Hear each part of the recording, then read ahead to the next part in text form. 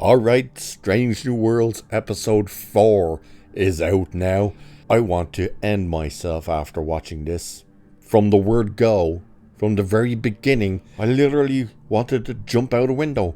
In Minecraft, of course. Yeah, this is the episode of the murder mystery, and it starts off with an absolute, let's just rip the absolute ever-loving piss of classic, original, and the true Star Trek. Yeah, so we've seen in the trailers and we've seen images of Kirk and two of the other people, Chapel and whatever the hell's person's called, in this kind of retro 60s thing.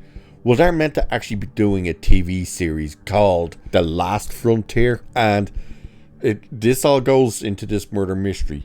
The guy that plays Kirk in this show, Paul Wisely I think his name is doing, I'm not lying, and it instantly makes you want to jump out a window in Minecraft. He's doing a William Shatner impression. Like, he's literally doing that exaggerated, over the top William Shatner imitation. Greetings from the USS Adventure. I am the captain of this vessel, representing the whole of the Alliance of Outer Space Planet. I wrote the book on space jurisdiction, and I am known for my... The chair, his captain's chair, they tried to make look like the original captain's chair, and I'm sitting there going, what am I watching? Why do I want to end things? If you know what I mean. What is going on? Then it gets even more egregious because it does an opening title scene for this fake show called The Last Frontier by doing the original Star Trek opening. They've got this stupid little ship doing and moving the exact way the Enterprise did in the original opening, passing the same planets as the original, and they even played the original Star Trek theme tune. Not just at the beginning of this episode, at the end of the episode. And they had the writing in the original Star Trek style of writing. And I wanted to end myself in Minecraft. Then we go to what this episode actually is, and where the hell did this thing come from? It's a murder mystery episode.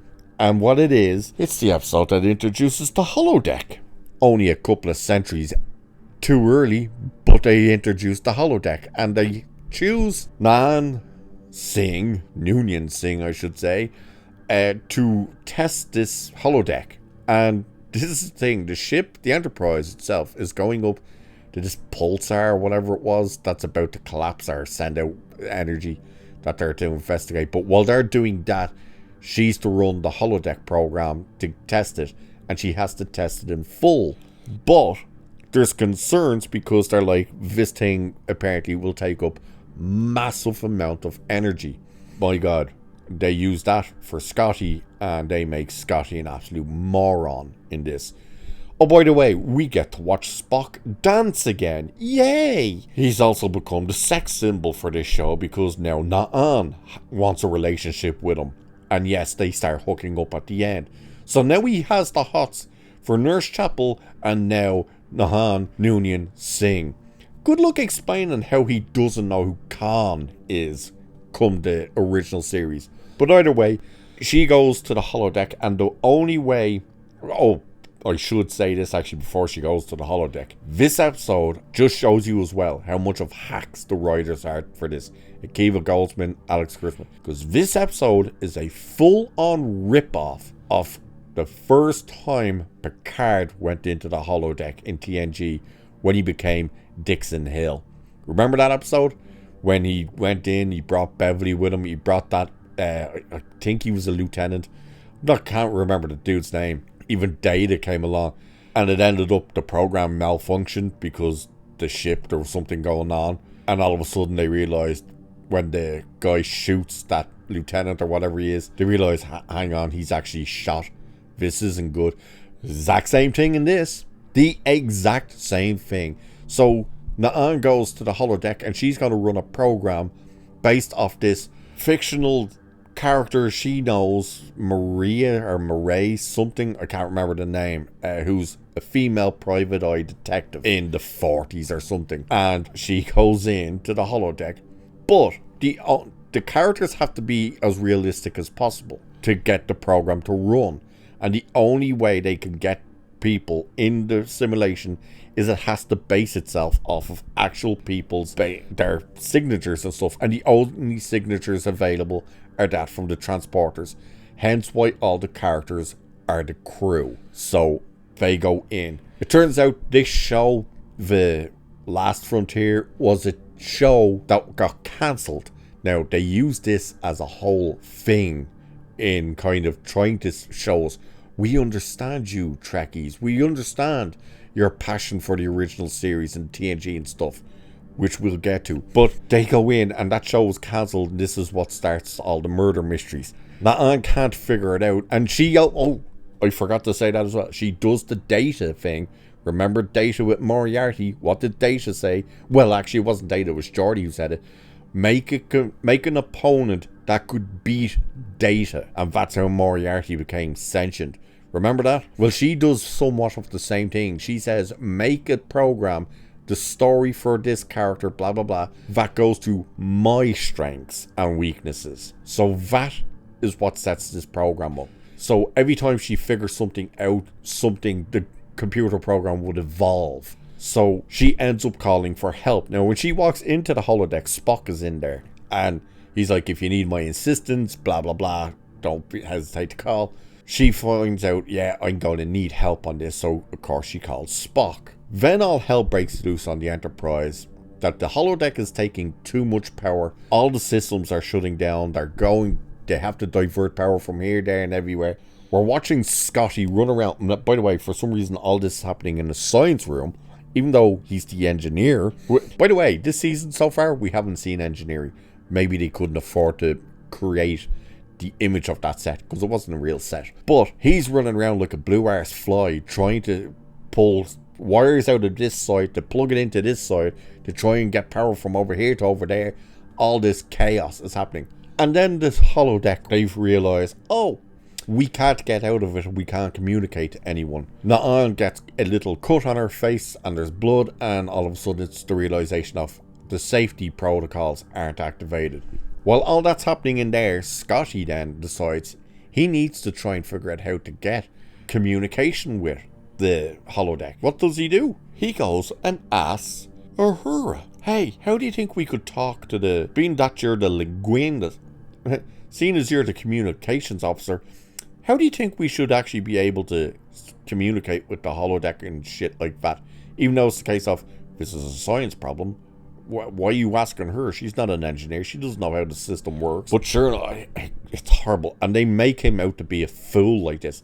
Especially every time they go in and they just see him. He's running around like a blue-ass fly going, oh, yeah, like, don't worry. Yeah, I have this all sorted out. And then something else will go wrong and be like, oh, but no, that's nothing. Don't look at that kind of stuff. And it's like, sweet Jesus. But Na'an realizes she has to try and figure out who's the murderer in the story, this fictional story in the thing, to end the program.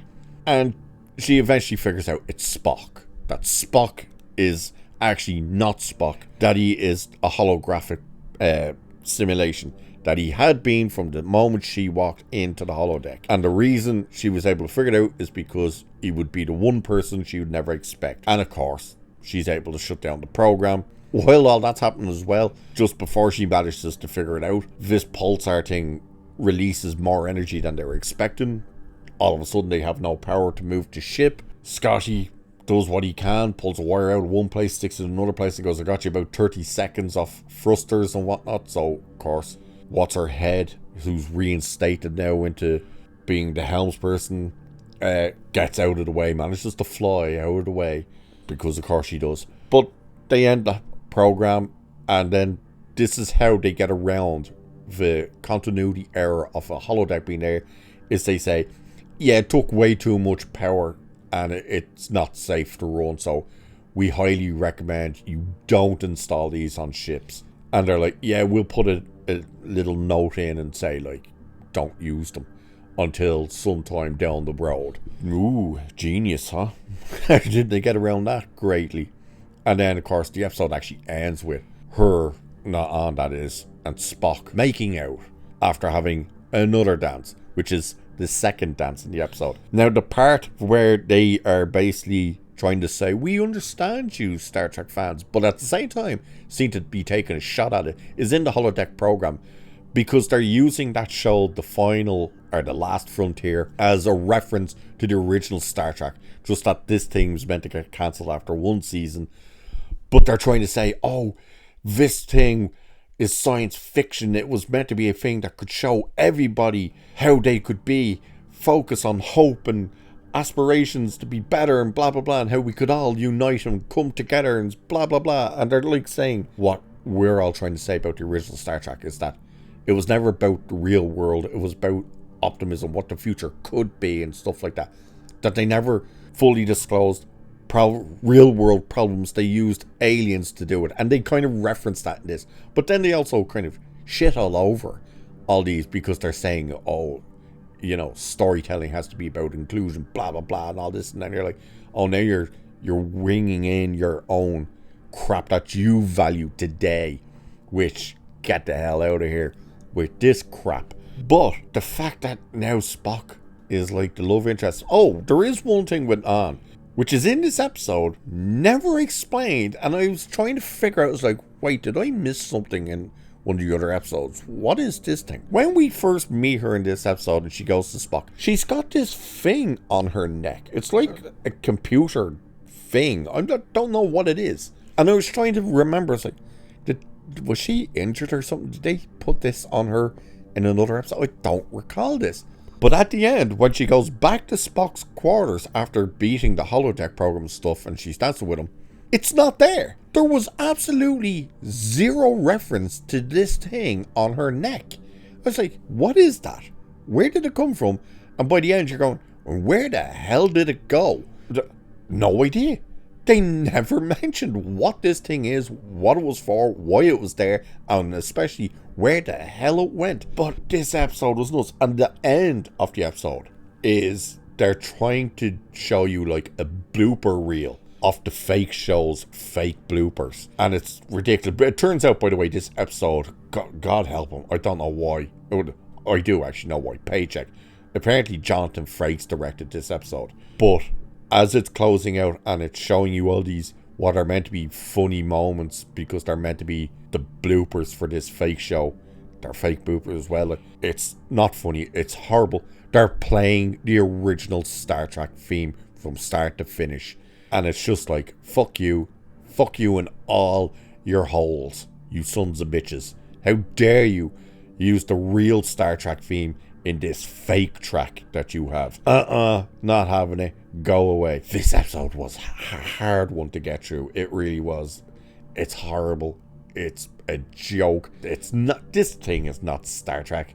I don't know what you'd want to call it, but it sure as hell ain't that. So, that's the review for episode 4 of this horrendous pile of shit that is known as Star Trek Strange New Worlds.